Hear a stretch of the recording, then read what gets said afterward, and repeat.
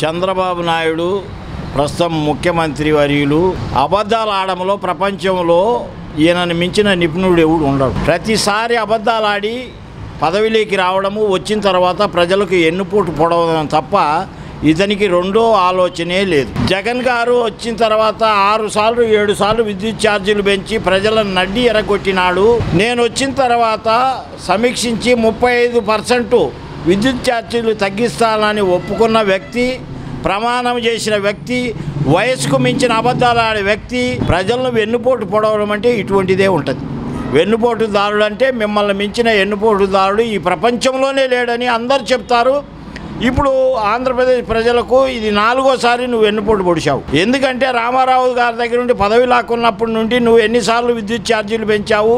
విద్యుత్ ఛార్జీల మీద ధర్నాలు చేసిన వాళ్ళని కాల్చి చంపేసిన మహానుభావుడివి నువ్వు. నిన్ను మహానుభావుడి కింద లెక్కేసుకొని నీ ఫోటో ఆంధ్రప్రదేశ్ సచివాలయంలో పర్మనెంట్గా పెట్టాలని మేము కూడా కోరుకుంటున్నాం. వీటన్నిటి మీద చేస్తే 35% తగ్గిస్తాను అని చేసి ఈరోజు 44% 6,072 కోట్ల రూపాయలు వసూలు చేయమని మీరు ఆల్రెడీగా కరెంటు డిస్ట్రిబ్యూటర్లకు మీరు ఆల్రెడీ ఆదేశాలు ఇచ్చారు. అయ్యా చంద్రబాబు నాయుడు గారు ముఖ్యమంత్రి వర్యులు కొద్దిగా సిగ్గుపడాలా? నేను జగన్మోహన్ రెడ్డి గారితో రాజకీయం చేయడానికి సిగ్గుపడతాను. ఇప్పుడు మీకు సిగ్గుండాలా? మామని ఎన్నుపోటు పడిచినప్పుడు నువ్వు సిగ్గుపడలా? 3 సార్లు 4 సార్లు జనాలు మోసం చేసినట్టు నువ్వు సిగ్గుపడలా? నీ కుటుంబానికి 10 పైసలు ఇవ్వలేదు, సిగ్గుపడలా? నీకు 2 ఎకరాల నుండి 2,00,000 కోట్ల రూపాయలు సంపాదించుకున్నప్పుడు నువ్వు సిగ్గుపడలా? ఇప్పుడు సిగ్గు వస్తుందా నీకు? జగన్మోహన్ రెడ్డి గారు చేసిన పథకాలు 5 సంవత్సరాల్లో ప్రజలలో నాటుకుపోయి ఉన్నాయి. ఈసారి మళ్ళా నువ్వు ఓట్లు ఏం ముఖం పెట్టుకొని అడగడానికి వస్తావో ప్రజలే చూస్తారు. ప్రజలు రెడీ కూర్చొని ఉన్నారు. చంద్రబాబు నాయుడు మళ్ళీ ఈసారి ఎలక్షన్కి ఏం ముఖం పెట్టుకొని వస్తాడో చూద్దాం. పంచాయతీ ఎలక్షన్ అయితే నువ్వు పెట్టవు. ఏం చెప్పావు? 35% తగ్గిస్తానన్నాడు. ఇలా 44% వేసి 15 నెలల్లో పూర్తి చేసి 6,072 కోట్లు వసూలు చేయమని నువ్వు చెప్పావంటే ఇంకా సిగ్గుపడాల్సిన వ్యక్తి ఎవరన్నంటే వాస్తవంగా చంద్రబాబు నాయుడే. ఎందుకు అన్నాడు కదా, నేను జగన్మోహన్ రెడ్డి గారితో చేయాలంటే నాకు సిగ్గుగా ఉందని. వాస్తవమే. జగన్మోహన్ రెడ్డి గారి కాలికి జరిపావు నువ్వు. మేము ఖచ్చితంగా చెప్తున్నాం, సవాలు ఇస్తున్నాం. ఎంతమంది మీద కేసులు పెడతావో ఇప్పుడు కూడా దౌర్జన్యాలు చేస్తున్నారు. మేము కత్తి పట్టామంటే బతికి బట్ట కట్టలేడు, అది మాత్రం గ్యారంటీగా చెప్తున్నాం. మా మీద మీరు దాడులు చేయడానికి రెడీగా ఉండండి, మేము కూడా రెడీ చేసుకోవడానికి మేము సిద్ధంగా ఉన్నాం. ఎక్కడ మీరు దాడులు చేస్తారో అది ఎక్కడ మారుమూల ప్రాంతంలో ఇప్పటికి కూడా దాడులు జరుగుతున్నాయి. ఆడపిల్లల మీద రేపులు జరుగుతున్నాయి.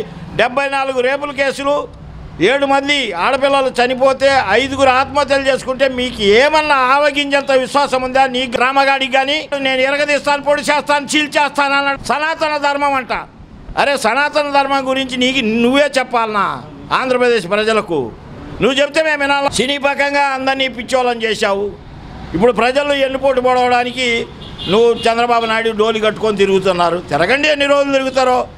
ఇంకా మహా తిరిగితే 2.5 సంవత్సరాలు 2027కు ఖచ్చితంగా జమిలియన్ ఎలక్షన్ వచ్చేది ఖాయమే. మీ బొంద పెట్టేది మాత్రం ఖాయమే. ప్రజలు రెడీగా ఉన్నారు మీకు బొంద పెట్టడానికి. మీరు ఎన్ని చేస్తారో ఆగత్యాలు చేసుకోండి. ఇసుక పోయింది, అక్కడ నుండి మందు షాపులు విపరీతంగా ఓపెన్ చేస్తున్నారు. చేసుకోండి, సంపాదించుకోండి. మేము కూడా చెబుతున్నాం, మీకు ఎంత వీలైతే అంత సంపాదించుకోండి. ఇంకా మీకు ఆఖరి అవకాశం. జనాలు ఈసారి మాత్రం ఖచ్చితంగా నేను బంగాళాఖాతంలో 175 నుండి 225 సీట్లు వస్తాయి. 225 సీట్లతో మిమ్మల్ని బంగాళాఖాతంలో మాత్రం పాతి పెట్టడం గ్యారంటీ. ఇది మీరు గుర్తుపెట్టుకోండి. నువ్వు సీఎం గారివి, డిప్యూటీ సీఎం గారు ఒక ఆయన పెద్ద డ్రామాగాడు. వాళ్ళ కార్యకర్తలు కూడా తెలుసుకోండి అయ్యా బాబు. జనాలకు సేవ చేసేవాడిని నమ్మండి, మోసం చేసేవాడిని నమ్మొద్దు. ఎంతప్పటికీ మోసం చేసి ఎనికిడితే వాడెనికిడి తిరుగుతారు కానీ ప్రజలకు సేవ చేసేవాడు. ఇవాళ చదువులు అటకెక్కిచ్చేశారు, హాస్పిటల్ పూర్తిగా గబ్బు కొడుతున్నాయి, ఆరోగ్యశ్రీ తీసేశారు. ఏది ఉంచారు మీరు ప్రపంచంలో? ఆంధ్రప్రదేశ్ రాష్ట్రాన్ని సర్వనాశనం చేయడానికి ఆ 5 ఛానల్లోడు, ఆంధ్రజ్యోతి గాడు, TV5 వాడు, మహా టీవీ వాడు, ఈనాడు వాళ్ళు వీళ్ళందరూ కంకణం కట్టుకున్నారు. ఆంధ్రప్రదేశ్ని సర్వనాశనం చేసేదాకా వదిలిపెట్టరు. ఏ రోజన్నా ఆంధ్రప్రదేశ్ భారతదేశంలో హిందువును సంప్రదాయాలు ఉన్నాయంటే అన్నదమ్ముల బంధమే, అన్న అక్క చెల్లెల బంధమే గొప్పది. అటువంటి తుంగల దొక్కి డబ్బుకు ఆశపడి ఇంకొక దానికి ఆశపడిందో మాకైతే తెలియదు. డబ్బు పిచ్చి కావాలి, పదవి కావాలి, నోరేసుకొని ఇష్టం వచ్చినట్టు వాగుతుంది. మేము వాగలేక కాదు, మేము ఏది అన్నా మా జగన్ అన్నకు చిన్నతనంగా ఉంటుందని మేము చాలా ప్రశాంతంగా ఉంటున్నాం. ఆమెకు సుబ్బారెడ్డి గారు చెప్తే ఎగతాళిగా ఉంటుంది, అబద్ధం అంట. గబక్కినంటే ప్రమాణం చేతురాని. దేనికి ప్రమాణము? నువ్వు చేస్తావా ప్రమాణము? నువ్వు చేస్తావు. ఎందుకు? డబ్బుకు కక్కుర్తి పడేదానికి అడ్డనాలికి ఉన్నది ఏ ప్రమాణమైనా చేస్తుంది. సుబ్బారెడ్డి గారిని ప్రమాణం చేయమంటావు, విజయసాయిరెడ్డి గారిని ప్రమాణం చేయమంటావు, జగన్మోహన్ రెడ్డి గారిని ప్రమాణం చేయమంటారు. నా ఆస్తిల వాట అన్నదమ్ముడిగా చెల్లి నువ్వు బాగుపడమని నీకు ఈ 10 సంవత్సరాలలో 2,200 కోట్ల రూపాయలు నీకు క్యాష్గా ఇచ్చి తన ఆస్తి వాటాలో 40% నీకు ఏ అన్నదమ్ముడు పెళ్ళి అయిన తర్వాత ఇస్తాడో చెప్పు. నా పిల్లలకి ఎవరు భరోసా అంటావు? మా అందరి పిల్లలకి ఎవరు ఉన్నారు? ఎవరు తల్లిదండ్రి వాళ్ళు ఉంటారు. అన్నదమ్ముడు ఎవడన్నా నీకు ఇస్తాడా? తల్లిదండ్రి ఇస్తారా? తల్లిదండ్రి నీకు మంచేస్తారు అంతే. నీ ఇష్టం వచ్చినట్టు వాడేసుకొని పార్టీ పెట్టి గబ్బు చేసి ఆంధ్రప్రదేశ్ సర్వనాశనం చేయడానికి మళ్ళా ఆడపిల్ల నుండి ఈడపిల్లకు వచ్చావు, ఈడపిల్ల నుండి ఆడపిల్లకు పోయావు, ఆడపిల్ల నుండి ఈడపిల్లకు వచ్చావు. ఎందుకు రాష్ట్రాన్ని గబ్బు చేస్తావు తల్లి? రాష్ట్రాన్ని గబ్బు చేసుకునే నీ అన్నదమ్ముడి విషయం జగన్మోహన్ రెడ్డి గారు చాలా వరకు స్వామ్యుడు. ఆయన ఒక్క మాట కూడా తప్పు నీ గురించి మాట్లాడలేదు. ఎవరన్నా వద్దన్నా వదిలేండి అన్నా వదిలేయమంటున్నారు. లేకపోతే నిన్ను ఆడుకోవడానికి ఆంధ్రప్రదేశ్లో జనం లేరనుకుంటున్నావా? మాట్లాడాలనుకుంటున్నావా? రోజుకొక డ్రామా ఆడతావా? కాంగ్రెస్ వాళ్ళు నిన్ను ఎందుకు మా నెత్తిన పెట్టారో అర్థం కావట్లా.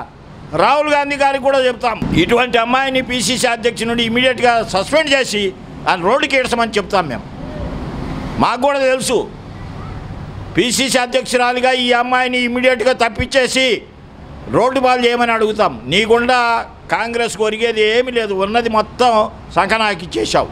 ఎలక్షన్ ముందు 1,000 కోట్ల రూపాయలు దండుకున్నావు, నీకు సీట్ ఇస్తాను నీకు సీట్ ఇస్తానని. ఆ డబ్బులన్నీ ఏమైనాయి? 5 ఆళ్ళే నీకు. జగన్మోహన్ రెడ్డి గారు ఇచ్చిన 200 కోట్లు తెలంగాణలో ఖర్చు పెట్టి వచ్చావు. తెలంగాణలో నిన్ను నమ్ముకున్న వాళ్ళందరినీ ముంచి వచ్చావు. దాని మీద ప్రమాణం చేయి నువ్వు. తెలంగాణలో ఎవరికి నేను అన్యాయం చేయలేదు, ఎవరి దగ్గర రూపాయి తీసుకోలేదు. నిన్న 2024 ఎలక్షన్లలో నేను ఎవరి దగ్గర రూపాయి తీసుకొని దాని మీద ప్రమాణం చేయి నువ్వు. నీ అన్నను ప్రమాణం చేయమంటావా? దేవుడి మాటలకు కట్టుబడి ఎంతో భద్రతగా ఉన్న ఆయన నాయకుడిని మీరు ప్రమాణం చేయమని అడుగుతారా? నువ్వు అబద్ధం ఆడడానికి నంబర్ 1 తిట్ట.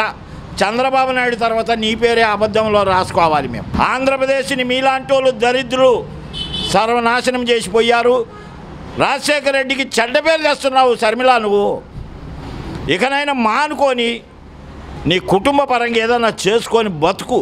జగన్మోహన్ రెడ్డి గారికి మాత్రం చెడ్డ పేరు తేవద్దు. తెస్తే మాత్రం మేము ఊరుకోము.